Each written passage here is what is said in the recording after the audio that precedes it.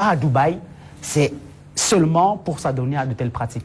Excusez-moi, quand on va à Dubaï et qu'on n'a pas un métier, il faudrait me dire comment on a fait pour payer ses vacances. Voilà. Pour payer des vacances, pour payer des chambres très chères. Moi, j'ai travaillé toute ma vie. Hein. J'ai travaillé en moyenne 18 heures par jour depuis l'âge de 17 ans. D'accord? C'est pas pour que je sais combien il est difficile d'acheter quelque chose, même un vêtement, même un sac à main. Donc, j'ai fait un article là-dessus il y a quelques mois, vous avez été un peu, je vais dire, cet argent facile, c'est de ça dont il s'agit, n'est pas lié au travail. C'est ça qui nous choque. Ça, c'est la première chose. Si les vidéos ne sont pas dehors, c'est parce qu'effectivement, toutes les vidéos ne seront pas dehors. Et en plus, personne ne va avouer qu'elle a été là-bas et qu'elle a vécu ces choses-là. Comme le dit si bien le professeur, ce sont des choses qui se passent à l'ombre des persiennes baissées. Ça, c'est la deuxième chose. La troisième chose, c'est que, pour revenir à ce que disait notre sœur à côté, c'est qu'elle n'a pas le physique. Je vais dire que, en fait, dans cette histoire, je vais compléter ce que dit le professeur, il y a, dirais-je, une rencontre de deux esprits similaires. Quelqu'un de désespéré, c'est-à-dire ne pensez pas que ces hommes qui sont à Dubaï, ils sont très heureux, ils ont de l'argent. Mais pour arriver à servir l'autre à ce point, il ne faut pas avoir beaucoup d'estime de soi-même. C'est deux entités qui n'ont pas beaucoup d'estime d'eux-mêmes qui se rencontrent. Pourquoi je dis ça? D'abord, l'un a beaucoup d'argent et sillonne Internet pour faire venir des femmes.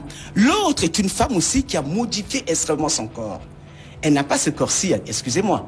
Elles ont toutes des seins, globalement, hein, quelque chose près, des seins qu'elles ont changés qui sont hyper volumineux.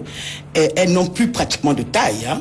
Elles ont des fesses ultra larges qu'elles ont fabriquées, hein, qu'elles ont été payées pour fabriquer. C'est pas naturel. Ce qui fait que la taille disparaît presque, on dirait une abeille. Hein. C'est-à-dire Maya l'abeille, c'est-à-dire une forme d'animalisation d'elle-même. Donc quand elle partait là-bas, c'est déjà l'animal qui s'en va là-bas, rencontrer notre animal. Parce que lui là-bas n'est pas mieux. Hein? Donc, elles ont toutes les mêmes coiffures, les mêmes ongles, la même couleur de peau. Elles sont pareilles. On dirait des produits préfabriqués pour une consommation déterminée. Or, quand vous nous regardez autour de cette table, chacune est différente. Chez elles, vous pouvez même confondre les têtes tellement elles se ressemblent toutes. Elles ont toutes les mêmes mèches, elles ont toutes les mêmes ongles, elles ont toutes les mêmes couleurs de peau, elles ont toutes les mêmes habits, elles ont toutes les mêmes saisons. Donc, ce sont des produits préfabriqués pour ces hommes-là et qu'ils consomment. Donc, ces hommes-là ne consomment pas du n'importe quoi, ce ne sont pas des produits naturels. Ce sont des femmes qui, pourquoi? Ils n'ont pas de femmes chez eux, ils en ont. Mais ils ne peuvent pas les asservir, ils ne peuvent pas l'avoir approché. Elle ne correspond pas du tout à ce physique qu'ils recherchent. Ils savent, les hommes sentent et flairent, c'est des animaux aussi, et flairent les femmes qui sont prêtes à accepter certaines choses. C'est pas, ils savent très bien, moi j'ai rencontré, même ces princes-là, ils sont venus à Paris me proposer d'enseigner dans leurs universités. Je n'ai jamais accepté.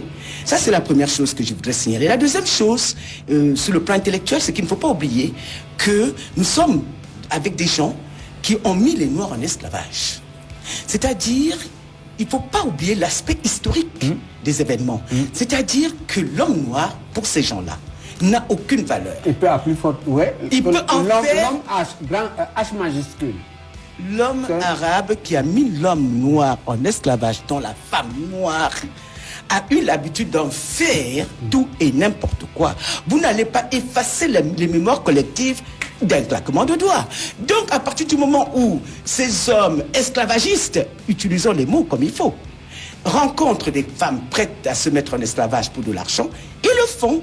Donc, vous avez là une rencontre absolument explosive entre deux entités perverses, désespérées, parce qu'ils sont tous les deux désespérés. L'un veut désespérément avoir de l'argent, l'autre veut désespérément vivre, parce qu'il ne vit pas dans son désert là-bas. Excusez-moi, avec ses chameaux, il ne vit pas. Il lui faut quelque chose qui vibre. Et la femme noire est une femme qui vibre énormément, qui a une vibration sur le plan cosmogonique quand même assez élevée.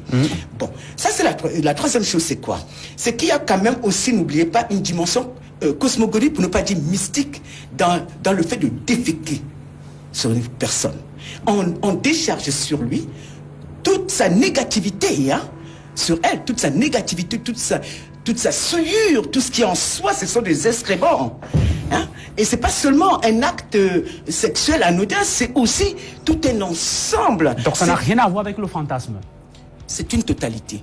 C'est ce que je viens de dire, c'est une totalité à la fois de fantasme, d'esclavage, d'un esprit d'esclavagiste, de soumission, et aussi ça ajoute cet aspect de destruction de l'autre. Parce que quand vous faites ça, vous le détruisez psychologiquement. Même si ces femmes après mettent comme elles disent elles-mêmes, mettent des robes de chez Dior, portent des sacs de chez Chanel, intérieurement, elles savent qu'elles ne sont plus rien, qu'elles ne sont plus des femmes, qu'elles sont devenues des vides, elles sont des non-femmes, elles sont quelque chose de complètement animalisé qui n'a plus rien à voir avec la femme. Ça, il est important vraiment de le souligner. Et je vais finir en concluant que ce côté mystique-là aussi fait vivre ces hommes-là. Ne l'oubliez pas, c'est pas des actes gratuits. Quel est le plaisir que vous aurez à déféquer sur un autre être humain? Aucun.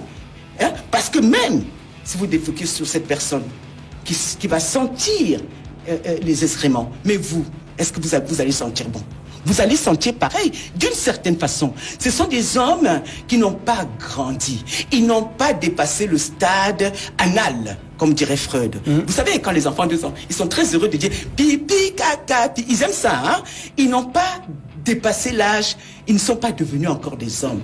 Ils sont restés au stade anal, à l'époque où les hommes aiment encore à être, à penser que leur caca c'est de l'or. Les enfants le pensent quand ils sont petits. Et puis par la suite, même faire ça, ça veut dire en plus ils font ça en bande, d'après ce que les filles expliquent.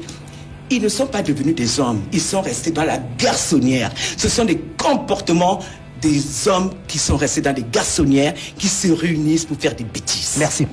Julia Samantha Edima, vous avez forcément dans votre entourage des influenceuses, des filles qui rêvent aujourd'hui de mener une vie de rêve, telle que présentée